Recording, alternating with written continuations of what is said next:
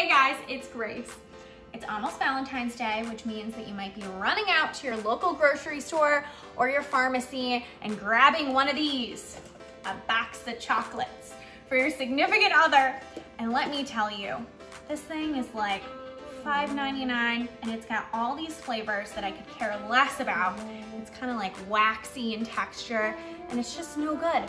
It's not as thoughtful as making your own chocolates. And that's what we're going to do today.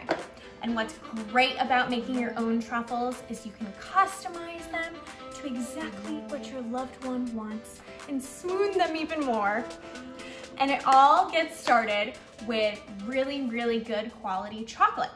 So that's what I have here. I have my little setup here, all my toppings that I think I'm gonna top my truffles with later, but I do have some awesome chocolate and that's the base for our truffles. So I'm gonna add some chocolate right into a microwave safe bowl here. Now, the key is to use really good quality chocolate. I recommend using semi-sweet or bittersweet chocolate because the richness really makes the truffles just so fantastic. And it just has a better texture when the chocolate's a little bit darker. You can use milk chocolate, but you have to use less of this heavy cream. So basically what we're gonna be doing is we're going to be adding heavy cream to some melted chocolate, and that's going to make some ganache. And this ganache is going to be the base of our truffles. So I'm going to stick our chocolate, just our chocolate, in the microwave and microwave the chocolate in increments of 30 seconds. You wanna stir every 30 seconds so that the chocolate doesn't burn. And once the chocolate is melted, we're gonna add in our heavy cream. So I'm just stirring in the final little pieces of chocolate that haven't melted into our beautiful melted chocolate. And it's time to add our heavy cream here. So again, if you're using milk chocolate, you need to use a little bit less heavy cream. If you're using dark chocolate, then it's basically a 2-to-1 ratio. 2 chocolate, 1 heavy cream. And you're just gonna give this a good stir. Stir in all that heavy cream. Look at that, look how creamy and fabulous. This is gonna be the base of our truffles. A lot of people heat their chocolate and make their ganache over the stove. You don't need to do that. You can just do it right in the microwave. So our chocolate ganache is all ready. It's time to firm this up in the fridge for a little bit so we can roll them into truffle balls. So you're gonna place this in the fridge for about 30 to 40 minutes until the mixture is malleable. You can kind of poke it with a fork. It's not super, super firm, but you can definitely roll it into truffles. See you in 30. So our chocolate has been chilling for about 40 minutes or so.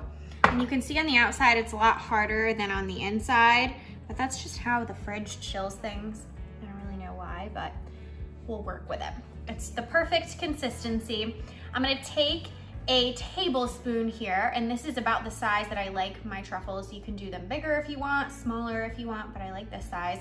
And I'm gonna take another spoon here and kind of help move the chocolate onto the tablespoon. So I'm going to dig right in here. I'm gonna get a little bit of the harder stuff and a little bit of the softer stuff.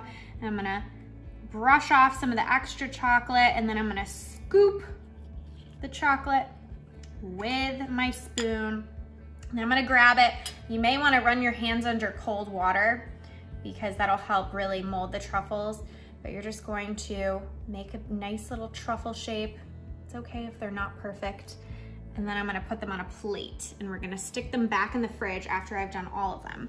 You're gonna get really messy, just a warning. You're gonna do the same process, basically scooping and then forming, just like that.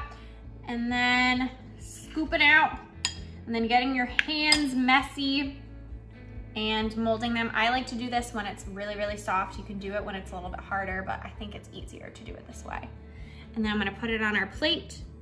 And once I've done all these, again, you're gonna chill them for about 10 to 15 minutes or so, and then we're gonna add our toppings on top of it. Boop, all done. I'm gonna go wash my hands, or maybe take care of this with something else.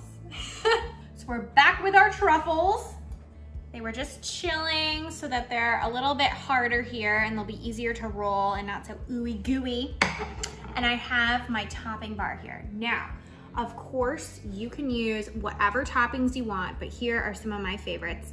I have some really good quality cocoa powder here. I have some Oreos. I have some shaved chocolate. This is actually espresso infused chocolate. Coconut, you can also use toasted coconut. And then I also have here some very finely chopped walnuts. What I did here is I just put some walnuts in a plastic bag, and I took the back of a water glass or the bottom of a water glass, and I just went like this. And that chops up the nuts really nicely. And then you can do the same thing on the other side just to get a nice even chop. And you can just place them right on our little assembly plate here.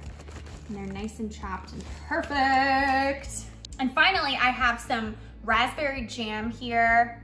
I just love raspberry and dark chocolate, so I'm gonna add a little dollop to some of them. And then I have some cute little fun sprinkles that I might put on some of them just because it's Valentine's Day and why not? But of course, you can do whatever you want. You can do Reese's, I have some Reese's here. You can roll them in different cookies, different flavored cookies, mint cookies, etc. So I'm gonna grab a ball and I'm going to go over to this cocoa powder here. And I'm just going to roll this ball in cocoa powder.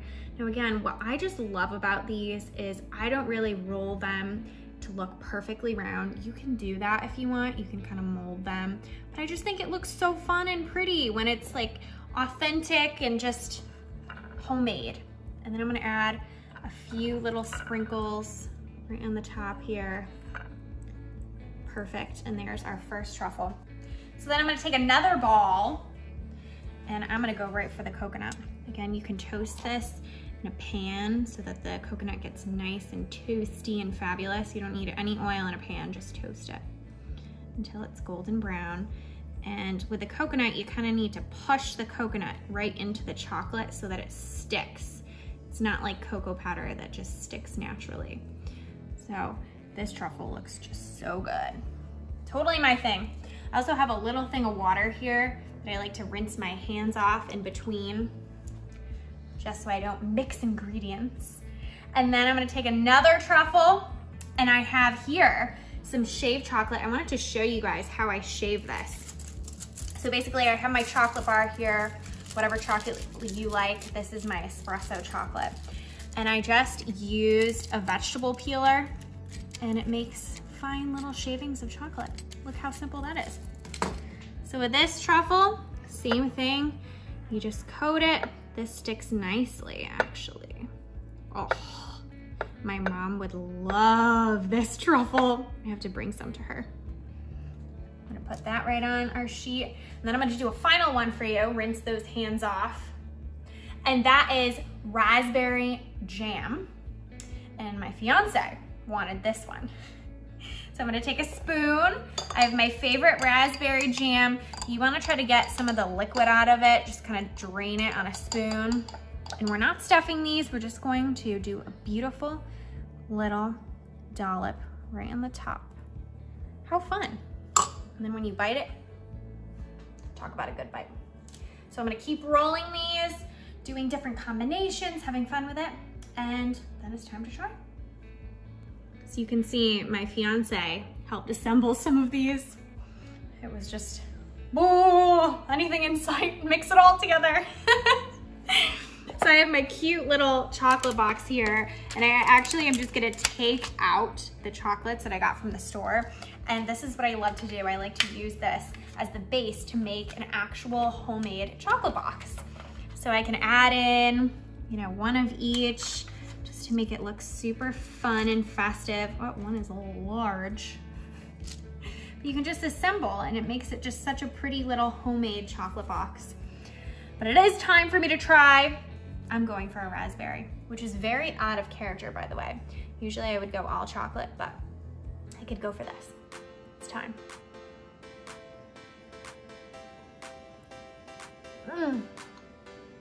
Look at that. It is so creamy and so decadent. It is everything that you want in a truffle. If I got this box, I may just marry you. I don't even know who you are. Check it out on tastefullygrace.com. You will not regret it.